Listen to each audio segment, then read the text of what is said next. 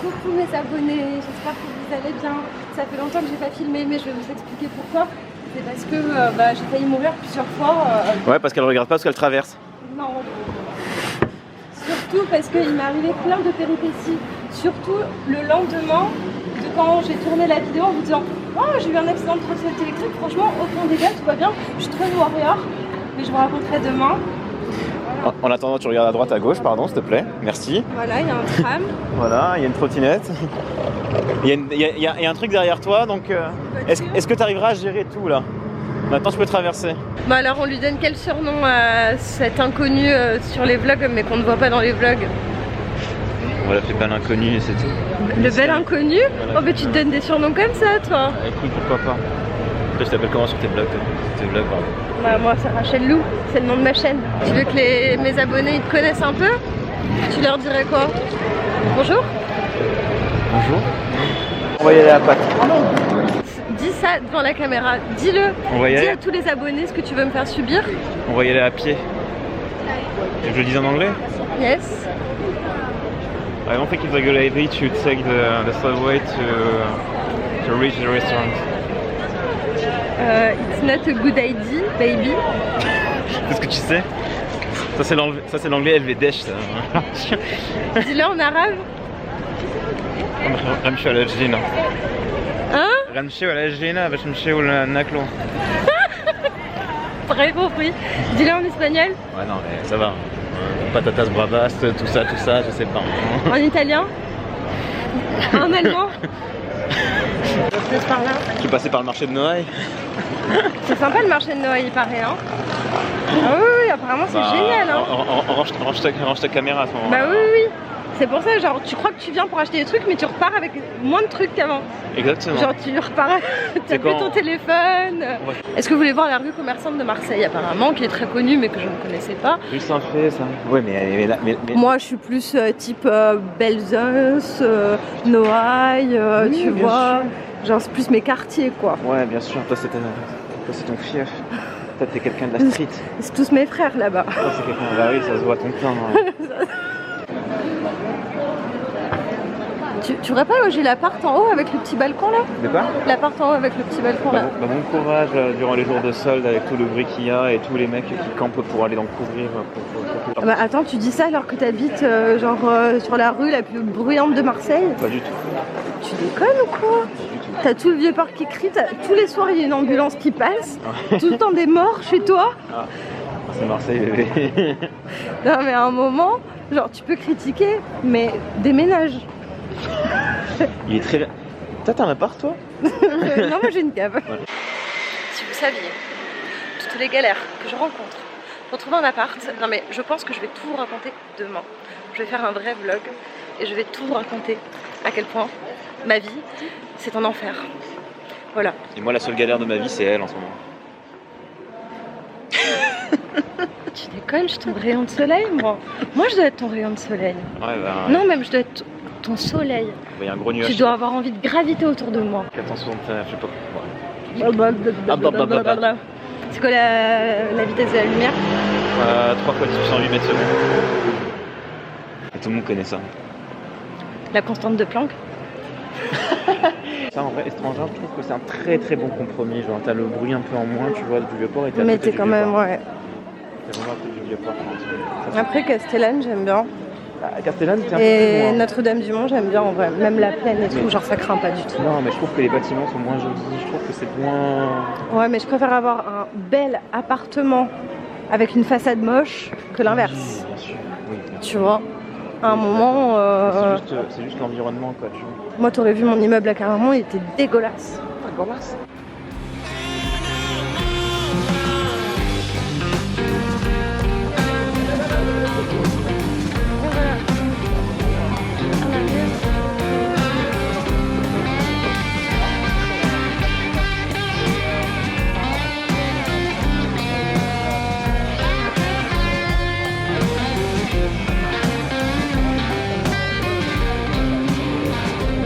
Allez, les abonnés, je vous laisse pour aujourd'hui.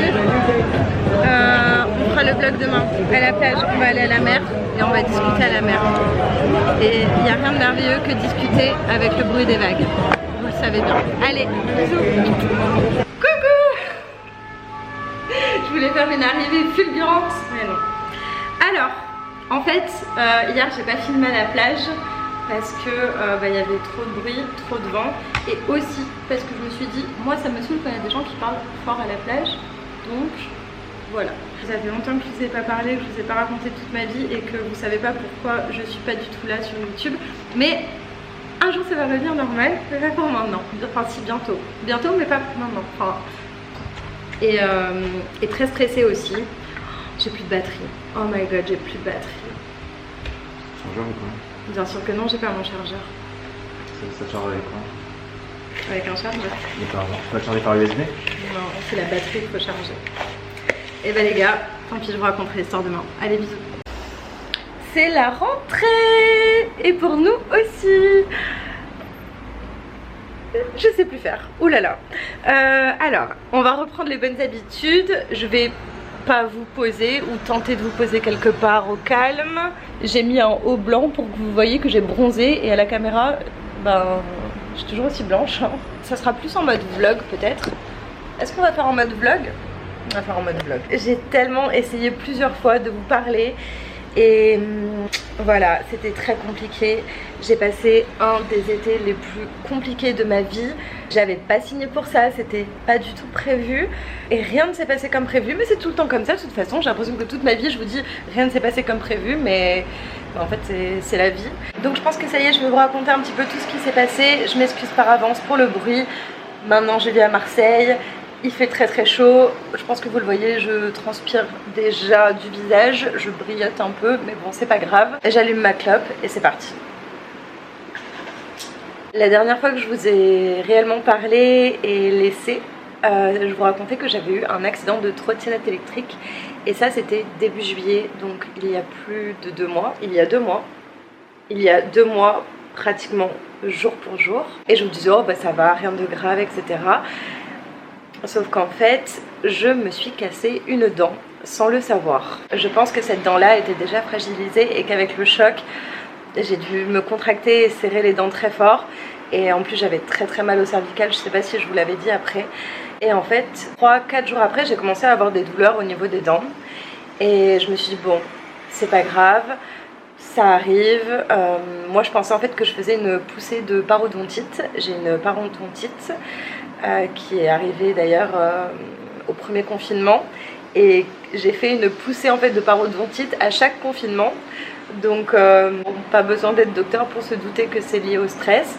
Voilà, il y en a qui perdent leurs cheveux, moi je perds mes gencives, c'est super.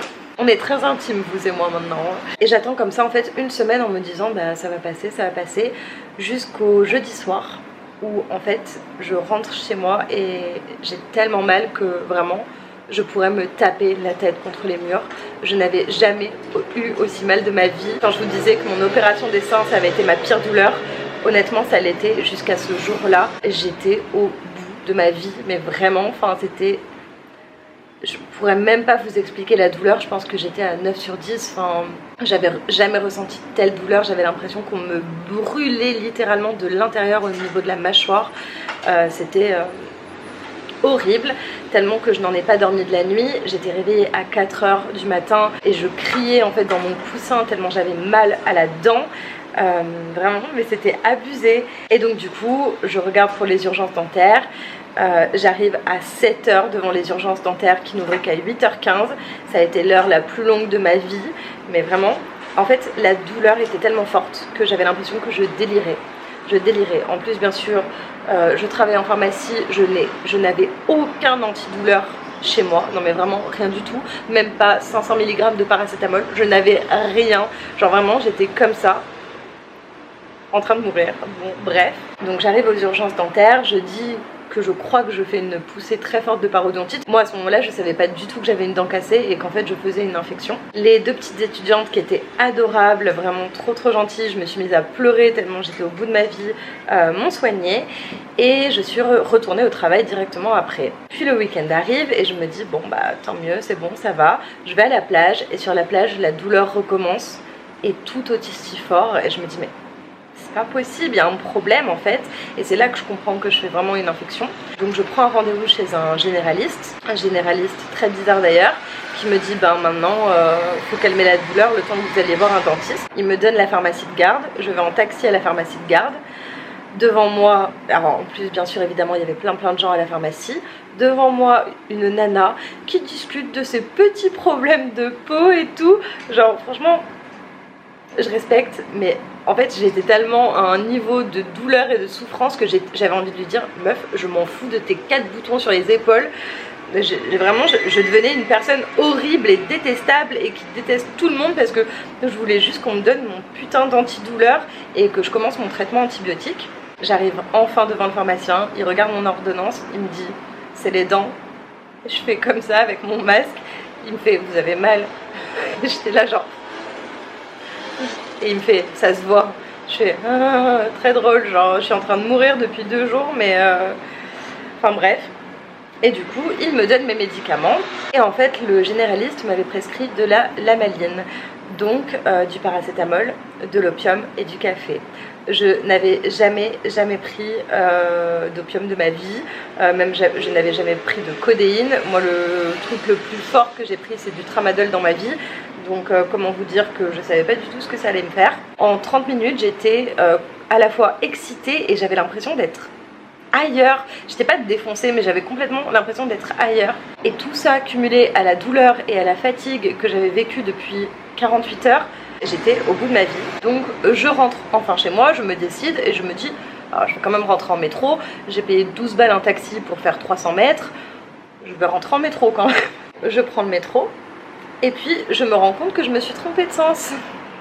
Je sors. Je me dis bon c'est pas grave. Ah oui non, parce que quand même j'ai été un peu intelligente et j'ai acheté une glace au McDo. C'est très drôle parce que justement dans la vidéo d'avant je vous disais je ne vais plus jamais au McDo, mais j'ai acheté une glace au McDo parce que j'avais envie d'une glace, allez savoir pourquoi, et je me suis dit qu'il valait mieux manger avec mes médicaments. Donc bref, j'achète une glace au McDo, je me trompe de métro, je me dis bon c'est pas grave, je vais manger ma glace maintenant et je vais reprendre le métro dans le bon sens. Je remonte dans le métro et là je me rends compte que j'ai repris dans le même sens. Donc dans encore le mauvais sens. Et je me dis mais putain mais c'est pas possible, genre est-ce que je vais réussir à rentrer chez moi? J'arrive enfin chez moi et évidemment le café m'a empêché de dormir. J'ai dû m'endormir à 4 h du matin alors que j'étais épuisée. Le lendemain j'ai un ami qui m'oblige limite à aller voir un dentiste de garde pour ne pas me laisser comme ça parce que mon dentiste j'avais rendez-vous dans longtemps et du coup je vais voir un dentiste de garde. Donc je prends le bus, je vais voir le dentiste, j'arrive dans un endroit où le mec de l'accueil est un pote du dentiste qui l'aide et qui ne comprend rien. Comment vous dire qu'il y avait une nana qui devait passer une radio et le dentiste lui dit vous êtes enceinte et elle dit non. Le mec à l'accueil dit pourquoi elle pourrait pas faire de radio si elle était enceinte? Et là je me dis ah ouais d'accord. Il y a du niveau parce que je pense que même une personne lambda sait très bien qu'on ne fait pas passer de radio aux femmes enceintes. Enfin bon bref, même moi je le sais depuis que j'ai 8 ans. Vous savez le petit truc là où il faut croquer, il était même plus accroché au truc de la radio. Il m'a demandé de le tenir. J'étais là genre oh my god combien il y a de bactéries là-dessus. Enfin bon bref, s'il demande ça à tout le monde, genre mais j'étais au bout de ma vie. Du coup j'explique au dentiste ce qui m'est arrivé, etc. Et je lui explique aussi ce que m'ont fait les nanas aux urgences. Et il me dit mais je comprends pas ce qu'elles vous ont fait. Et j'étais là mais genre t'es dentiste, genre normalement tu vas comprendre. Parce qu'en plus j'avais demandé aux nanas si moi avec mes mots de nana qui comprend rien au truc de dentiste, j'allais pouvoir expliquer et elle m'avait dit oui y a pas de souci, tout le monde comprendra. Sauf que ce dentiste ne comprenait pas. Et là ok d'accord, c'est pas grave. Au final le mec me dit qu'il ne va rien faire, il préfère ne pas dévitaliser ma dent au cas où ce serait vraiment une infection pour ne pas la dévitaliser pour rien. Bref, c'est très long cette histoire, j'ai l'impression que je parle depuis 8000 ans. Et je lui demande expressément de me changer d'antidouleur parce que je suis complètement défoncée et que je peux pas vivre comme ça et que de toute façon, la lamaline, il y a du café. Moi, tu me donnes du café, je dors pas. En plus, je suis insomniaque, donc change-moi d'antidouleur. Le mec me donne mon ordonnance, je commence à partir, à moitié défoncée, je lis l'ordonnance et je fais mais il m'a remis de la lamaline. Du coup, je remonte, oui, parce que c'était à l'étage, et je lui dis, mais monsieur, vous m'avez pas changé l'antidouleur. Il me dit, ah oui, désolé. Et aussi, vous avez marqué monsieur sur l'ordonnance, bah changez, profitez-en, mettez madame. Il met madame, il me donne une nouvelle ordonnance, je descends, et là, je lis sur l'ordonnance, et je vois qu'il m'a donné de la cortisone. Et je me dis, mais je vais pas prendre de la cortisone le soir, je vais encore moins dormir, genre, mais en fait dans ma tête j'étais en train de vriller. Je remonte et je lui dis, vous pouvez vraiment pas me donner autre chose? Et il me regarde d'un air hyper hautain, il me fait, vous êtes infirmière? Je fais, non, pourquoi? Il me fait, mais prenez ça, vous inquiétez pas, ça va aller, ça va vous soulager. J'étais là genre, ok, d'accord, je m'en vais. Donc bref, je retourne dans une pharmacie de garde, je change d'antibiotiques. Bien sûr, le mec m'a mis sous 2 antibiotiques différents. Comment vous dire que mon corps l'a très mal vécu aussi. Et j'ai commencé à aller un petit peu mieux. Là, vous vous dites, bon, c'est bon, elle est sortie de ses galères, etc. Sauf que il y a une nana à la pharmacie qui a chopé le Covid. Donc au lieu de faire 35 heures, j'ai fait 60 heures. Puis la semaine d'après, elle était en vacances, mais une autre nana arrivait, donc ça va, c'était un peu plus calme. Puis cette même nana a chopé le Covid, d'accord? Donc j'ai refait 60 heures. Et là, vous vous dites, bah tout va bien se passer. Sauf que le pharmacien assistant, il partait en vacances. Donc j'ai passé un mois à faire, peut-être pas 60 heures, allez, j'abuse, 55 heures par semaine, limite, pendant un mois. J'avais pas de jour de repos. À côté de ça, je devais essayer de relouer mon appart à Clermont-Ferrand, trouver un autre appart à Marseille. Voilà, j'ai passé un été genre vraiment incroyable. Et en fait, à chaque fois que j'avais un jour de repos, autant vous dire que je n'avais aucune énergie pour filmer, je n'avais même pas envie de filmer. Et dès que mon contrat s'est terminé, la semaine dernière, je suis partie en vacances. J'ai passé 5 jours merveilleux à Minorque. Et j'ai très peu filmé. Ça vaudra même pas une vidéo, je suis désolée, mais allez voir mes photos sur Instagram, elles sont très jolies. Et pour revenir à ma dent, en fait, ça ne guérissait toujours pas. 2 mois après, donc mon dentiste m'a demandé de passer un scanner. Et à l'aéroport, juste avant de partir en vacances, il m'a appris qu'il y avait de grandes chances que les étudiantes en dentaire se soient trompées de dents mais possiblement soigner la mauvaise dent. D'où le fait que ça ne guérisse pas et ne cicatrise pas et que je ressente toujours des douleurs. Là aujourd'hui je vous parle, je suis encore sous anti-inflammatoire et je suis à ma 3e cure d'antibiotiques en 2 mois. Ça a été très éprouvant, j'étais très fatiguée. J'ai perdu tous mes muscles, genre, il n'y a plus rien. J'ai pas fait de sport, j'ai rien fait.